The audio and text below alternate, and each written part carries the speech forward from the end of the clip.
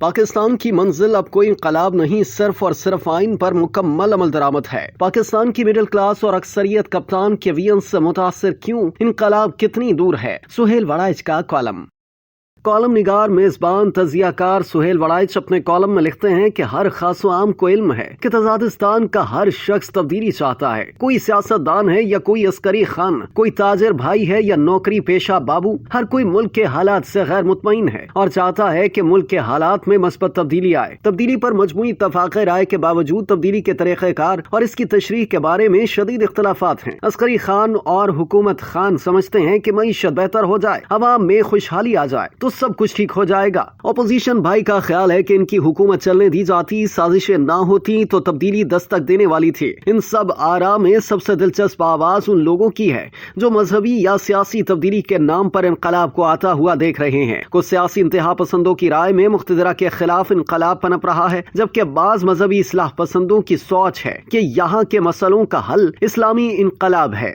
جبکہ کچھ کا خیال ہے کہ طاغوت یعنی مغربی تہذیب کے خلاف آخری جنگ کی آمد ہے۔ میری ناقص رائے میں ابھی دور دور تک کسی انقلاب کی توقع نہیں ہے۔ حکومتوں میں تبدیلی یا چہروں کی تبدیلی تو پہلے بھی ہوتی رہی ہے اور آئندہ بھی ہوتی رہے گی، لیکن جس انقلاب کی پیشگوئیاں کی جا رہی ہیں وہ سراب محسوس ہوتا ہے۔ تزادستان کے ابتدائی دنوں ہی سے پاکستان میں اسلامی نظام کے نفاذ کی بات شروع ہوئی، قرارداد مقاصد لائی گئی، لیکن جب 1956 کا دستور بنایا، 1962 کا مارشل لائی آئین بنایا، پھر 1973 کا ایک متفقہ منشور بنا، تو ان سارے دساتیر میں کہیں بھی اسلامی انقلاب سمویا ہوا نظر نہیں آتا۔ البتہ مذہبی سیاسی جماعتوں کے نعروں اور اسلامی انتہا پسندوں کے لائے عمل میں اسلامی انقلاب اور جہاد کی بازگشت ضرور سنائی دیتی رہی۔ میری طالب علمانہ رائے میں 1973 کے آئین کو جب مولانا مودودی، مولانا مفتی محمود اور مولانا شاہ احمد نورانی کے ساتھ ساتھ صوبائی اور قومی سیاسی جماعتوں کی تائید مل گئی اور چاروں ناچار مقتدرہ نے بھی اسی کا حلف اٹھانا شروع کر دیا، تو یہ بات واضح ہو جانی چاہیے کہ پاکستان کی منزل اب کوئی انقلاب نہیں، صرف اور صرف آئین پر مکمل عمل درآمد ہے۔ زمانہ طالب علمی میں جماعت میں اسلامی انقلاب اور اسلامی نظام کے حق میں جذباتی اور عقلی دونوں طرح کی دلیلیں دی جاتی تھیں۔ یہ بھی کہا جاتا تھا کہ مغربی جمہوریت سے الگ ایک پورا سیاسی اور معاشی نظام ہے جس کا نفاذ ہونا چاہیے، لیکن 75 سالہ تاریخ میں کئی بار مذہبی جماعتوں کو مخلوط حکومتوں اور صوبائی حکومتوں کا حصہ بننے کا موقع ملا۔ جنرل ضیاء الحق کے دور میں جماعت اسلامی کے وزراء کہتے رہے کہ اسلامی نظام کا پورا خاکہ بنا ہوا ہے، بس اس پر صرف عمل درآمد کی ضرورت ہے۔ وقت گزرنے کے ساتھ ساتھ ملک کی تمام بڑی مذہبی جماعتیں اور مکاتیب فکر بینکوں کے معاشی نظام اور ملک کے سیاسی نظام کو پوری طرح تسلیم کر چکے ہیں، لیکن ہوتا یہ ہے کہ ماضی کے سب مکاتیب فکر آئین کو ریاست چلانے کا واحد حل تسلیم کرتے ہیں تو کبھی القاعدہ کے ایمن ظواہری کا کتابچہ آ جاتا ہے جو پاکستانی آئین کو غیر اسلامی قرار دیتا ہے، اور کبھی کوئی نیا مذہبی اصلاح پسند آ کر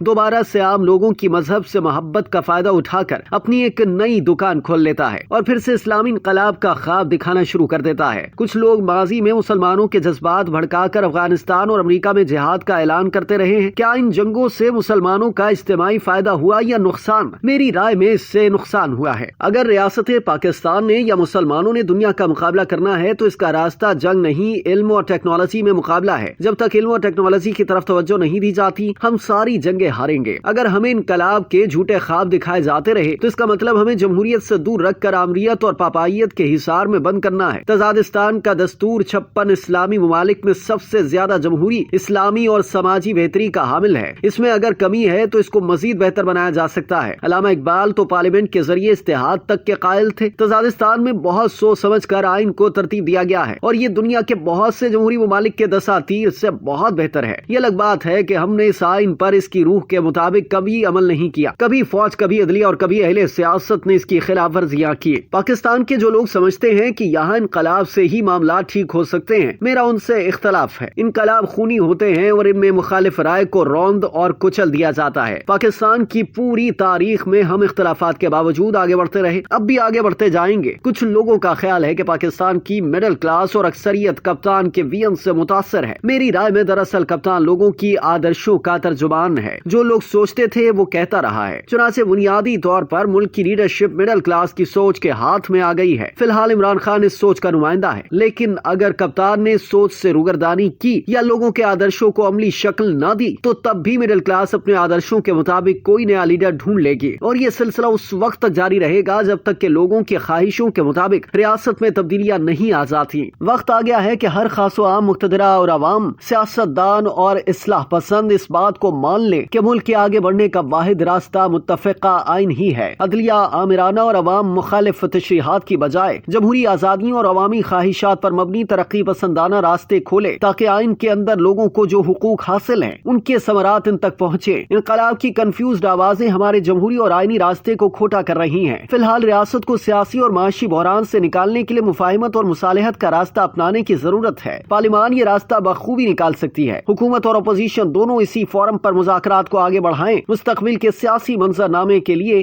سیاسی جماعتیں ایک نئے چارٹر پر متفق ہو جائیں جس میں عدلیہ کی آزادی، میڈیا کی آزادی اور انسانی حقوق کے تحفظ کے لیے متفقہ عہد کیا جائے۔ مقتدرہ کو بھی پاکستان کو بحرانوں سے نکالنے کے لیے اپنے آئینی کردار تک محدود رہنا چاہیے۔ اصل بات یہ ہے کہ ہم متفقہ آئین کے ذریعے ضروری لائے عمل تو بنا چکے ہیں، اب مسئلہ صرف اس کو تخصیص دینے اور اس پر مکمل عمل کرنے کا ہے۔ یاد رکھنا چاہیے کہ ملک کے مسئلوں کا حل انقلاب نہیں، صرف اور صرف دستور ہی ہوتا ہے۔